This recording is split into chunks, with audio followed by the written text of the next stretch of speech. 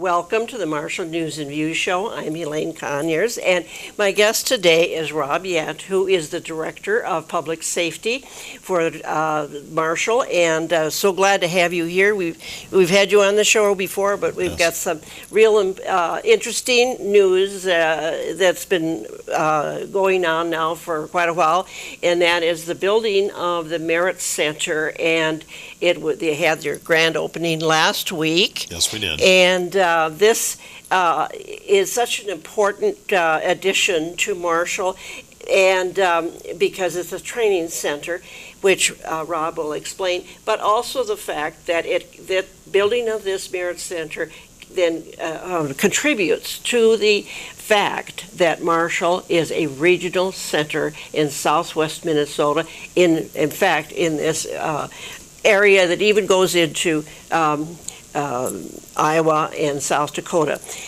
Marshall, and you've heard me say this many times, has always been the regional center for southwest Minnesota. But just being that in history doesn't mean it's always going to continue, because people have to continue to work to keep it that regional center. So with the addition of the Merit Center in Marshall, that adds to this and gives so many more opportunities for the area in this around Marshall. So thank you for coming, and tell us about, maybe start telling us about how this all happened. It didn't happen just yesterday. It takes a while. Right. Well, this is actually a expansion of the existing facility. We were originally, there was a 5-story tower that was built in about 1999. It was a original vision by Dave Marks for fire training facility in the Marshall area. Next year, we received funding to build the building that was what we call sort of the older building, and that basically was the same design as the Marshall Fire Hall, and so it was similar to that, other than we had some office space and classrooms and that, and that was sort of the extent of it for a few years, just consolidating that and getting it going, and then we did work to get more funds, and we got some funds to build a wind tower training prop about 5 years ago. And so we got that, and you can see that that's really a one-of-a-kind facility that's really unique to the region. And the intent is to provide training for both people that work on wind towers as well as first responders.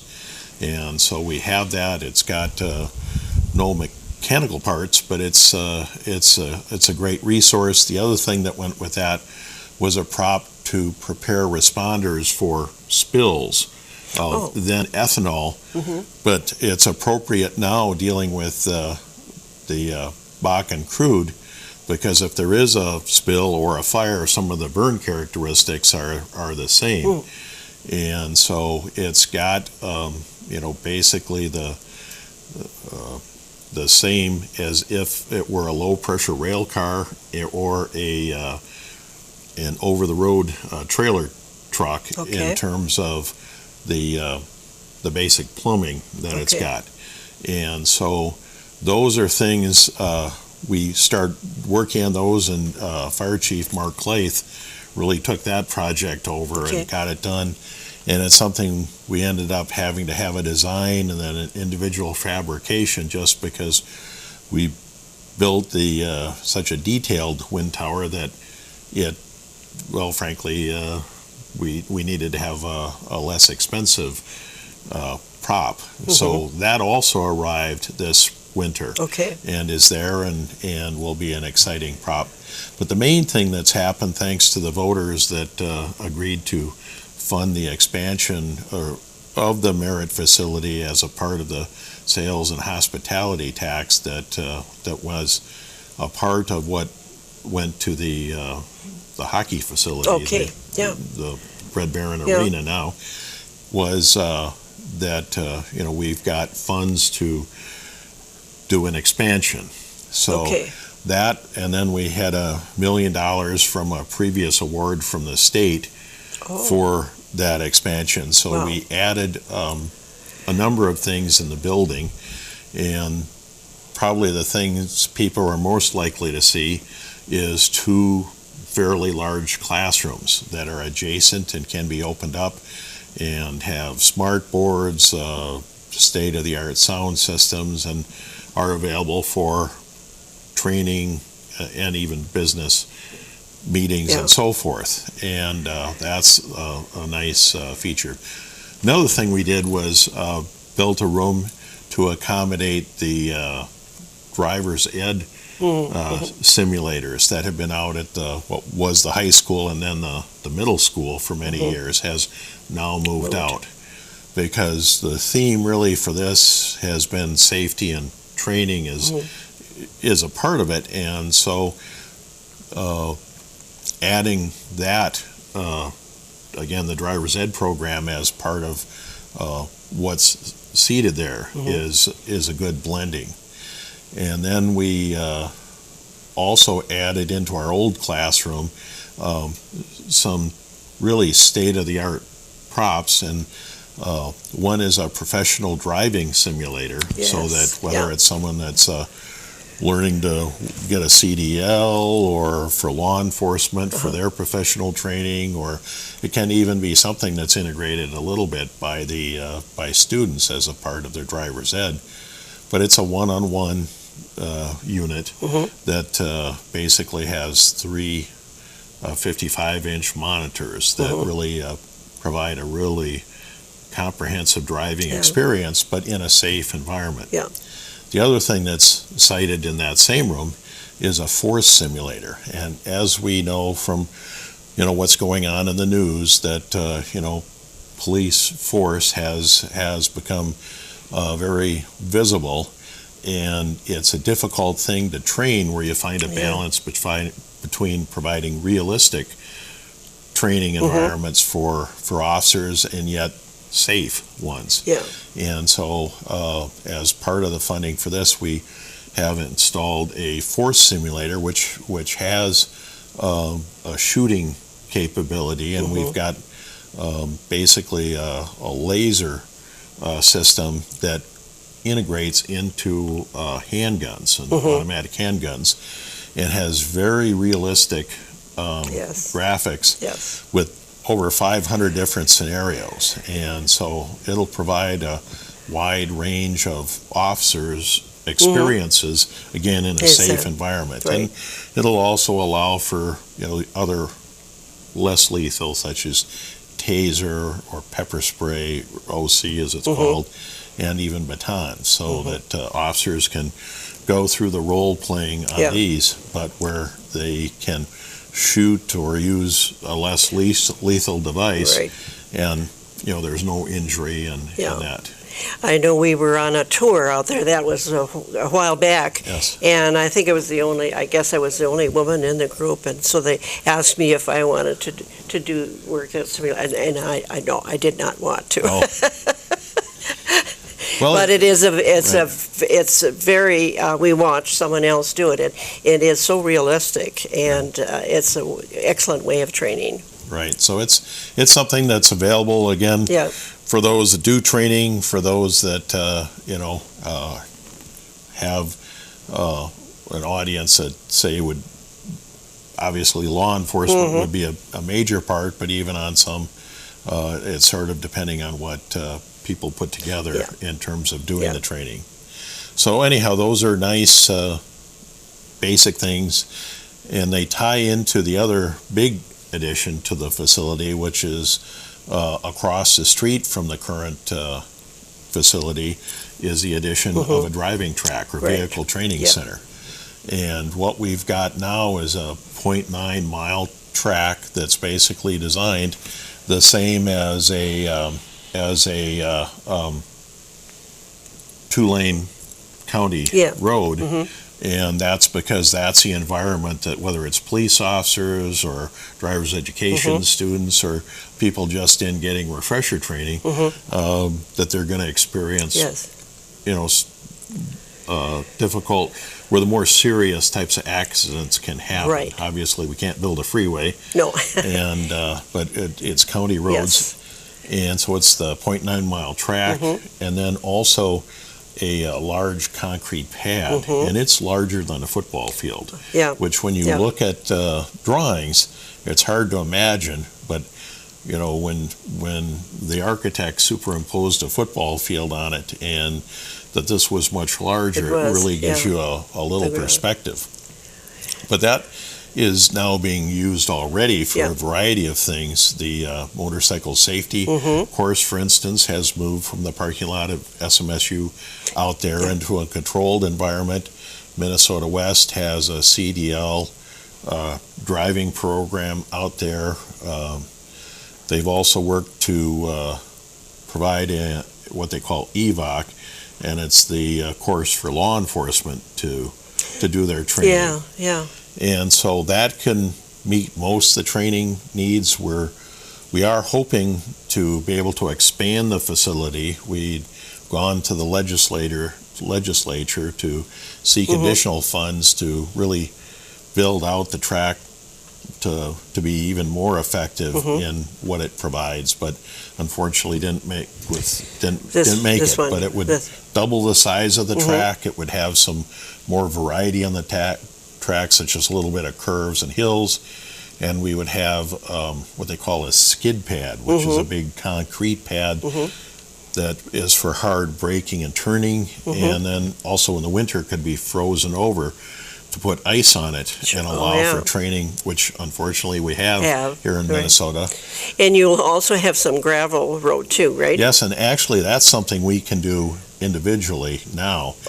That's something basically we just have to have our street department have enough time to be able to do it. But there's some area out there where the intent is to build out a short but still nice gravel road, and that would do a couple things. The one is obviously for drivers to get some training on a gravel road, but could work for ATV and then also in the winter snowmobile. Sure. Yeah. So we hope to, be all vehicle. Right. But again, that's something we didn't put that in our request because the intent would be to try and do that with city resources. I see. Okay. So that's really it. I guess the last thing maybe to mention is we did move the Minnesota West customized training there. They do much of their training, which it builds the partnership for workforce training, because that's another important area for our region to grow in, is to build the skills of our workforce. And so the intent is to add that as a feature that can happen out at the Merit Center as well. So we've really got, I think, an exciting foundation. It's been a nice expansion, but we are looking to grow. We've got plans, for instance, for a dual range, a rifle range and a pistol range. And then a tower for the fire department to actually do live burns on, so they can do that safely. But our priority has been to get the driving component built and get that up and running, and then look at these next stages.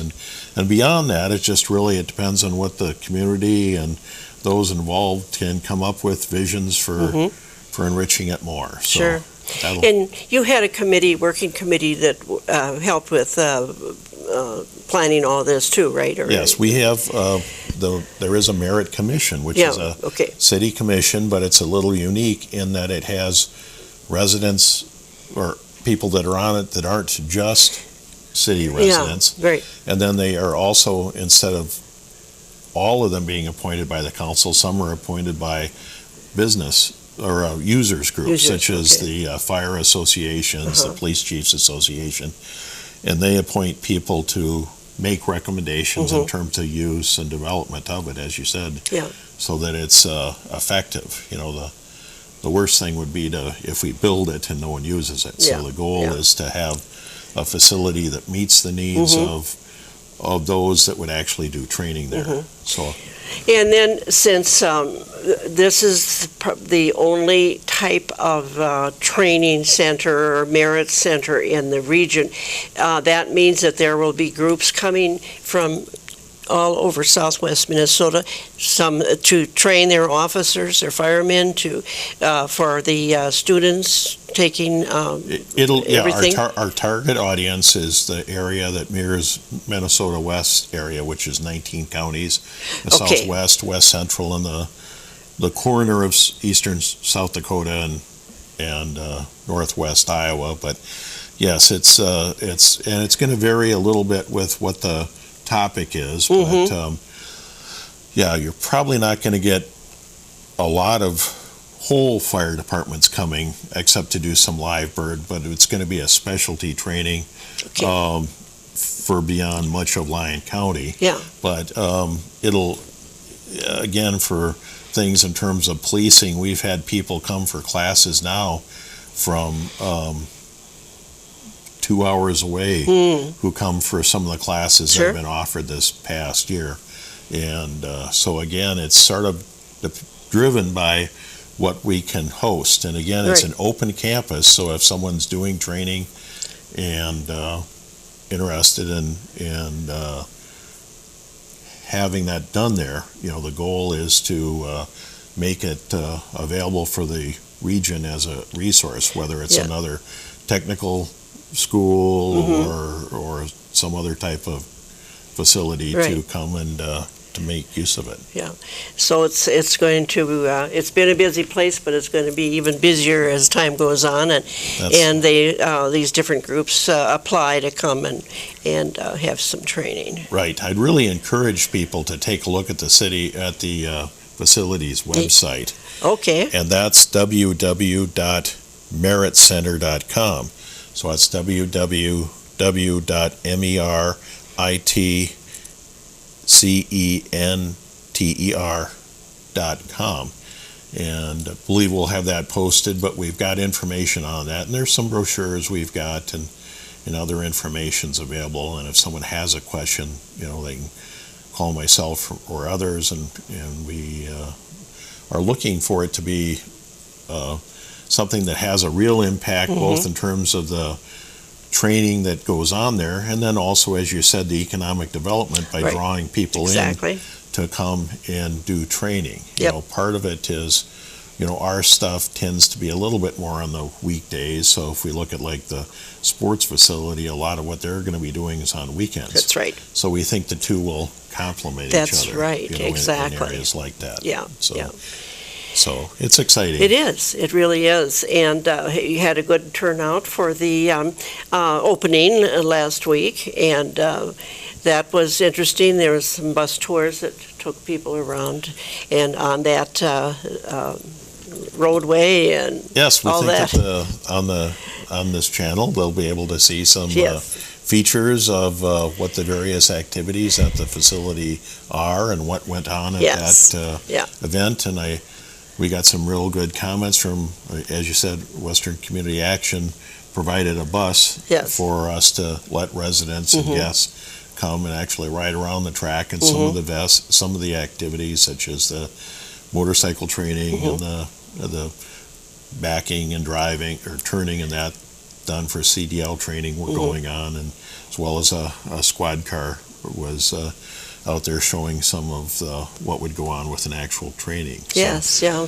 When we went by, the squad car was trying to do backup, into the certain space and so on. And then after a while, when we were going back to the center, came down, we met them with the sirens going and the lights flashing. It was all for our show, so to speak. But it was good to make it, caught your attention, and you see that this is the kind of training that goes on out there. Again, that's the goal, is to have it be realistic, because in a critical event, whether it's driving or force, whether it's a police officer or even a citizen in a critical event, you remember what you were trained. So if a driver say has a start to a blowout on a flat tire or some other type of event, if they've done training in it, they are going to respond more effectively. And it's the same for a police officer that has something that they're a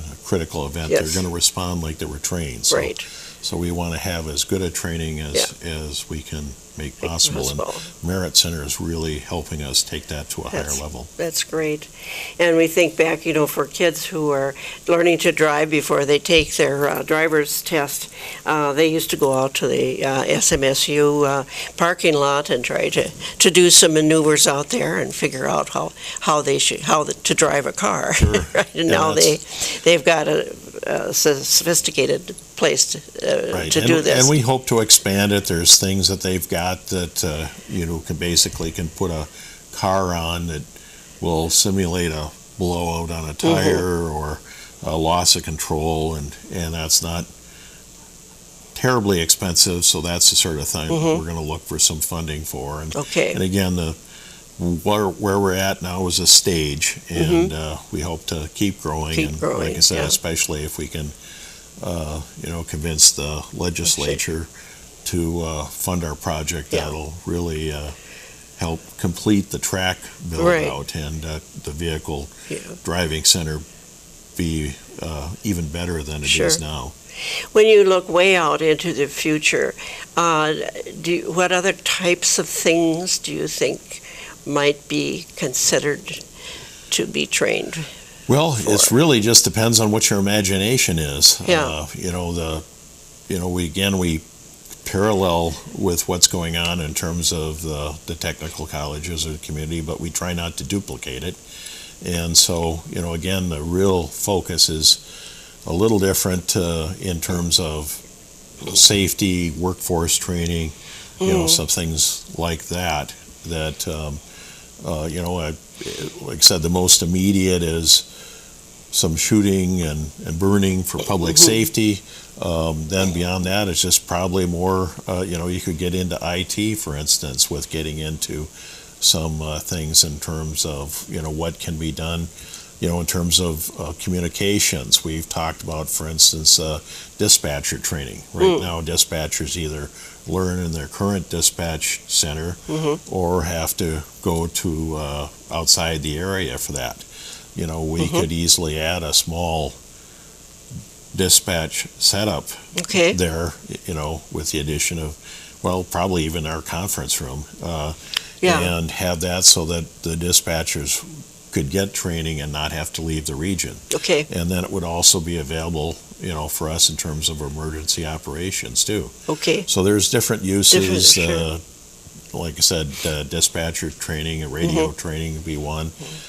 So it just really depends a little bit on what the group will, its imagination can bring to the table. That's great. I think back when I was teaching my children how to drive, they really, we didn't have the college, we had the college, but it wasn't open for going out there and parents training their kids how to drive, So I take them over to Dudley. I don't know if any of our viewers remember that Dudley was a little town outside of Marshall. And it still had curbs and there, and so I take them out there. And then the grandchildren came along, and I took them out there too. And one of my grandsons, I took him out on this gravel road, and he came from a big city out east, and this was a completely new experience on a gravel road, so I was showing him how to keep control of the car, and so I kind of let it go crazily down the road, and he immediately grabbed his seatbelt and released that and went for the door because he thought this was it. But anyway, then he got behind the wheel and he did this. And every time I see him, and of course it's not that often, he thanks me for that kind of training because he had no idea how to do that. When you're just on tar roads all the time. It'll be different scenarios. Probably a little more controlled. That's right. Like Grandma there, hitting the brakes on the gravel, but much better trainers. Yes, but it is still an experience that'll give people a controlled environment, and again, that's part of the advantage with, the driver's ed simulators. Are a good foundation, and now with the professional driving simulator as an aid too, that's a resource. So. anyhow, just adding some of that. There's there's fire simulators that they've got. There's motorcycle simulators. There's a whole range of things that basically space and money and creative ideas can allow us to do. Yeah.